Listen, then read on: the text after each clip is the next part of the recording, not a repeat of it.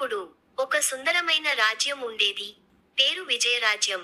ఒక తెలివైన, ధైర్యవంతమైన రాజకుమార్తె ఉండేది. ఆమె పేరు మైత్రేయి. పాలన వ్యవహారాలను ఆమె తండ్రి ఆమెకి అప్పగించాడు. ఆమె అందరికంటే ముందుగా ఉదయం లేస్తుంది.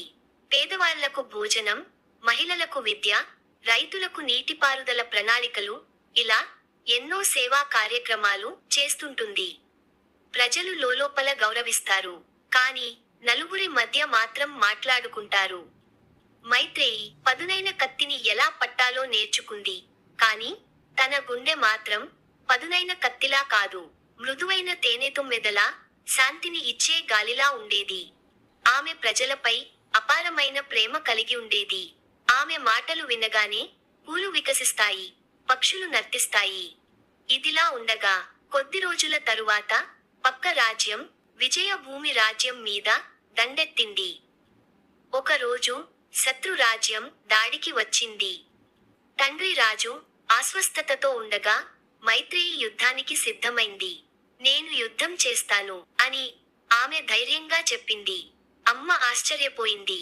నీవు ఒక యువతివి, మైదానంలో ఎలా పోరాడతావు అని అనగా, అప్పుడు మైత్రేయి, నన్ను యువతిగా చూడకండి, ప్రజల గుండెల్లో నిశ్చలంగా నిలిచే రాజకుమార్తెగా చూడండి అని మైత్రేయి మృదువుగా కానీ స్థిరంగా చెప్పింది.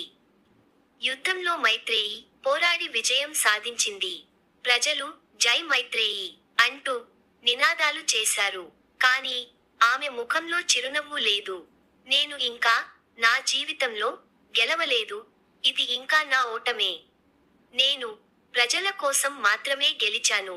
కానీ నా జీవితంలో ఇంకా నేను చాలా సాధించాల్సి ఉంది అని ఆమె తన మనసులో అనుకుంటూ ఉండగా, రాజ్యాన్ని సుభిక్షంగా నిలబెట్టిన యువరాణిని ప్రజలు ఇలా అనసాగారు. అవును, నిజమైన యువరాణి ఎవరంటే నెత్తిన మకుటం వల్ల కాదు, గుండెల్లో బాధ్యత వల్ల యువరాణి అవుతుంది.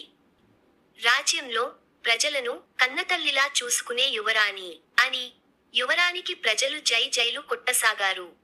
మైత్రేయి ఆమె రాజ్యాన్ని పాలిస్తూ ఎన్నో గొప్ప గొప్ప పనులు ప్రజల కోసం చేస్తున్నప్పటికీ ఆమెని ప్రజలు ఇలా అనేవారు, ఆమె ఇంకా ఎందుకు పెళ్లి చేసుకోలేదు అని.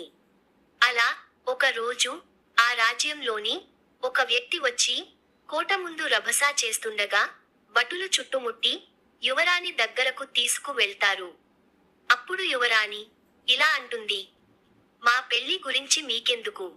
అప్పుడు అతడు, యువరాణి, మిమ్మల్ని మా కొడుకు ప్రేమిస్తున్నాడు. అప్పుడు యువరాణి, ఏంటి, నేను యువరాణినని మర్చిపోకు. అప్పుడు ఆ పెద్దాయన కోపంగా ఇలా తిడతాడు, రాజ్యం కోసం చాలానే చేస్తున్నావ్, కానీ మగవాడు లేని రాజ్యం ఏ రీతిన నడుస్తుంది? యువరాణి పెళ్లి చేసుకోకపోతే పాలన చెల్లదు. అప్పుడు యువరాణి, మన రాజ్యంలో ప్రతి ఒక్కరికి మాట చెప్పే స్వేచ్ఛ ఉంది. కానీ అది ఇతరుల గౌరవాన్ని దెబ్బతీసేలా ఉండకూడదు. అప్పుడు ఆ పెద్దాయన రఘురాం ఇలా బదులిస్తాడు, మహిళా రాజ్యం అంటేనే బాగోదు. మీ రాజ్యపాలన నాకు హాస్యంగా అనిపిస్తోంది. ఆ మాటలకి యువరాణి, ఎంత ధైర్యం, నా ముందుకే వచ్చి నన్ను తిట్టేతంట ధైర్యమా నీకు? భటులారా, రండి, ఇతడిని చీకటి చెరసాలలో వేయండి. అన్నం, నీళ్లు ఏవీ ఇవ్వకండి అని అంటుంది. అలా ఆయనను చెరసాలలో వేస్తుంది. ఇదంతా వింటున్న మహారాజు, మహారాణి ఇరువురు కలసి కోట నుండి దూకి చనిపోతారు. వారి చేతిలో ఉన్న ఒక ఉత్తరంలో, అమ్మా, నీకు నీ చిన్నప్పటి స్నేహితుడు దొరకాలని కోరుకుంటున్నాం. నాకు ఆరోగ్యం బాలేదు, ఇక నేను ఈ నరకాన్ని భరించలేను. మీ అమ్మ నేను లేకుండా ఉండలేదు. నువ్వు, నీ స్నేహితుడు ఈ రాజ్యాన్ని పాలించండి. నీ స్నేహితుడు నీకు దొరకాలని ఆశీర్వదిస్తూ మీ అమ్మా నాన్న అని రాసి ఉంది. చెరసాలలో ఉన్న పెద్దాయన కంగా శాంతంగా కాలక్షేపం చేస్తూ మారిపోయినట్టు ఉంటాడు. అప్పుడు చెరసాల గుమ్మం ఎదురుగా ఓ యువకుడు ధైర్యంగా గంభీరంగా నడుస్తూ వస్తాడు. అతడే విశ్వజిత్. చెరసాలలో ఉన్న పెద్దాయన రఘురాం కొడుకు. అక్కడే ఉండే రక్షక సైనికుడు, ఏమయ్యా, ఎవరు నువ్వు అని అడగగా, విశ్వజిత్, ఇలా బదులిస్తాడు. నేను విశ్వజిత్, చెరసాలలో ఉన్న రఘురాం కుమారుడిని. ఆయనను తీసుకెళ్లడానికి వచ్చాను. ఆ మాట విన్న భటుల ద్వారా కోటలో వార్త చేరుతుంది. రాణి మైత్రేయి తల్లి తండ్రిని పోగొట్టుకున్న కోపంతో రాజసభకు చేరుతుంది. ఇంకా ఎంతమంది వస్తారు? నీ తండ్రి రాజ్య గౌరవాన్ని కాలరాశాడు. నువ్వు ఇంకా ఏం చేయాలని వచ్చావు? అప్పుడు విశ్వజిత్ శాంతంగా, రాణిగారు, ఆయన తప్పు చేశారని మీరు చెప్పిన తీర్పు సరైనదే. కాని ఆయన బాగుపడేందుకు ఓ అవకాశం ఇవ్వండి. ఇదంతా నా తప్పే అని మాట్లాడుతుండగానే యువరాణి విసుక్కుని అతడి మెడలో ఉన్న ఓ వజ్రపు కదం రత్నాల గొలుసుని కోపంగా లాగుతుంది. అప్పుడు రాణి, నీ గర్వాన్ని చెరిపేసేందుకు ఈ రత్నం తీసేస్తే సరిపోదు. అప్పుడు అతడు ముఖం తిప్పుతాడు. రాణి తొలిసారి అగౌరవానికి ఎదురుగా నిలబడిన నిజాయితీ ముఖాన్ని చూస్తుంది. ఆ ఒక్క క్షణం ఆమె గుండె తడబడుతుంది. అప్పుడు రాణి ఇలా అనుకుంటుంది, ఇతడు మనసులోని కోపంతో రాలేదు, బాధతో, బాధ్యతతో వచ్చాడు. అతని కళ్ళల్లో అభిమానం ఉందేమో కాని గర్వం మాత్రం లేదు. ఆ మరుక్షణం అతడి మీద ఏదో తెలియని అభిమానం కలిగి ఇలా అంటుంది యువరాణి, తీసుకువెళ్ళు. మళ్ళీ ఈ రాజ్యం చుట్టుప్రక్కల మీ ఇరువురు కనిపించటానికి వీల్లేదు అని యువరాణి చెప్పగానే విశ్వజిత్ అతని తండ్రిని తీసుకువెళ్ళాడు.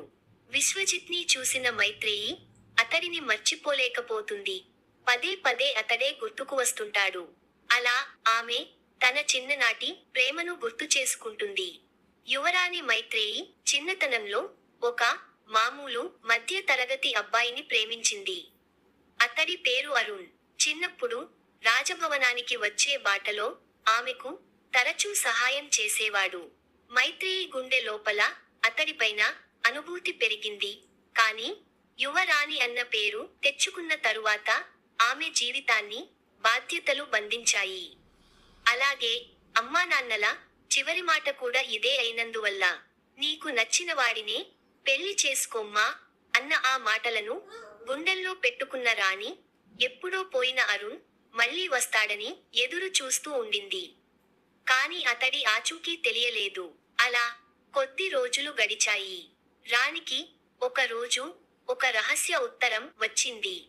మీరు ఎవరిని వెతుకుతున్నారో వారు ఇంకా జీవించే ఉన్నారు. నాకు ఎవరో కూడా తెలుసు.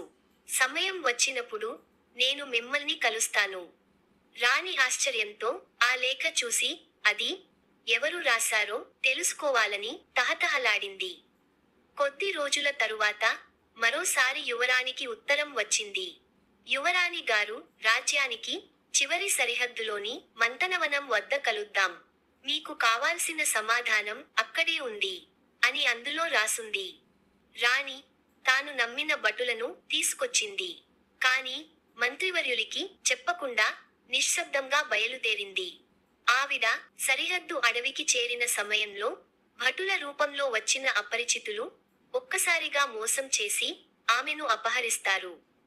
వారు ఎవరో కాదు, లూప్వేర్ రాజ్యం వారు. వారి రాజ్యంతో పగ పెట్టుకున్న వారు.